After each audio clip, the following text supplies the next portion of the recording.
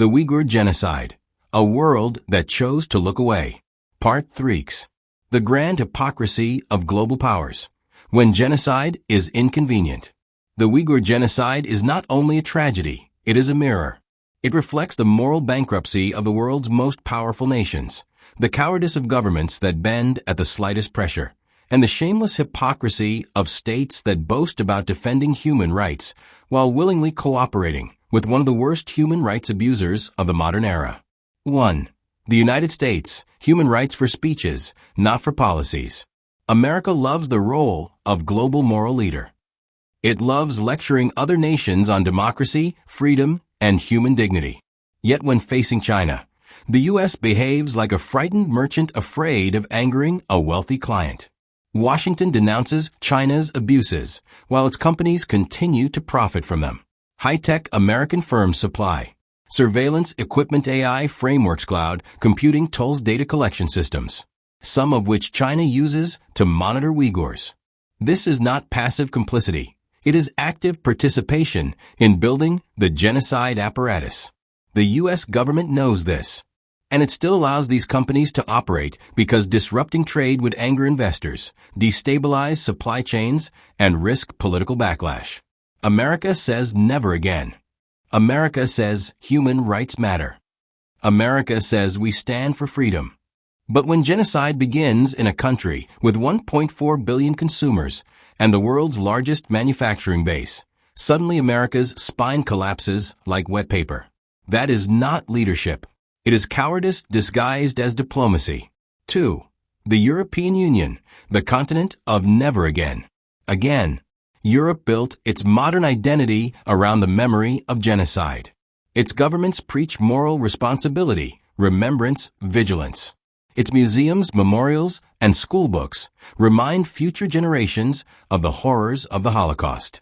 Yet when a new genocide unfolds, not in secret but publicly, Europe negotiates trade deals with Beijing. The EU was prepared to finalize a major investment agreement during the peak of revelations about the Uyghur camps. Europe says, we condemn forced labor. Then it imports thousands of tons of cotton picked by forced labor. Europe says, we cannot tolerate ethnic cleansing. Then it turns away refugees escaping Chinese persecution. Europe says, human rights are our core values, but gives China VIP access to its markets. The Uyghur Genocide is the ultimate test, and Europe is failing it with historic shame. 3. The Muslim world, a betrayal that echoes through history.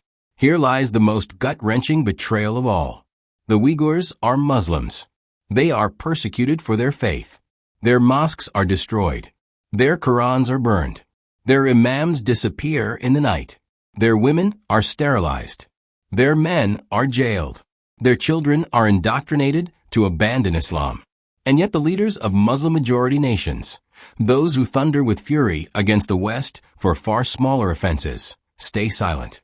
Saudi Arabia, Pakistan, Egypt, UAE, Bahrain, Iran.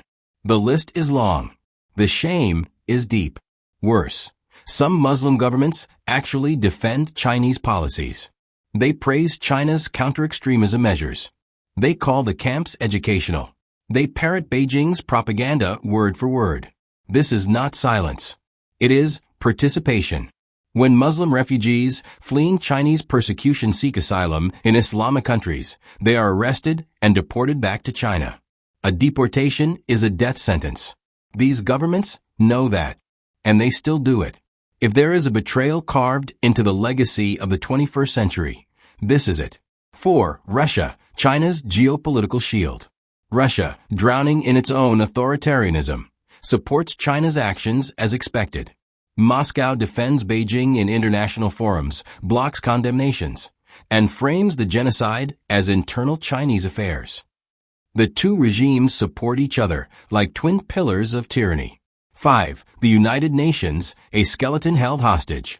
The UN was created to prevent another Holocaust. Yet when confronted with the largest network of mass internment camps since World War II, the UN wrings its hands and produces reports with no consequences. Why? Because China sits on the Security Council. Because China writes checks. Because China can veto anything. This is the tragic farce the Uyghurs are forced to witness.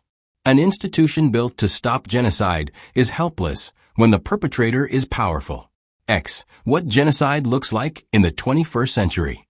We tend to imagine genocide as the rapid, violent destruction of a people. Massacres, mass graves, death camps, open killing. But the Chinese model is more insidious, more efficient, and, in its cold, methodical execution, more horrifying.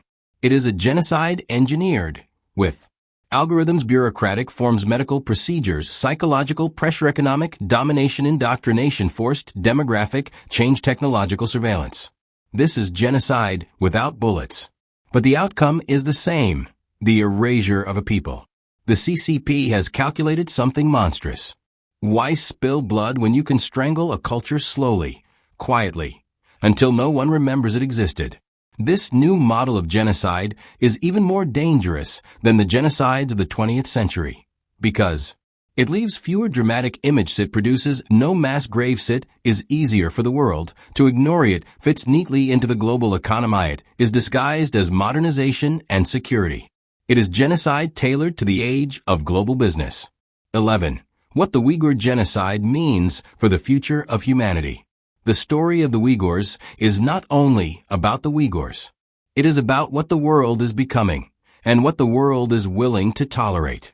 If China can destroy an entire ethnic group with no consequences, then the message to authoritarian regimes everywhere is clear. Genocide works. Genocide is profitable. Genocide is safe if you are powerful enough. This is the most dangerous precedent of the century. 1. Authoritarian nations will learn the lesson. Any government wanting to erase a minority will copy China. Build surveillance systems, establish re-education centers. Use psychology instead of bullets, use birth control instead of gas, use propaganda instead of soldiers. China has created the blueprint. 2. Global business will continue to profit.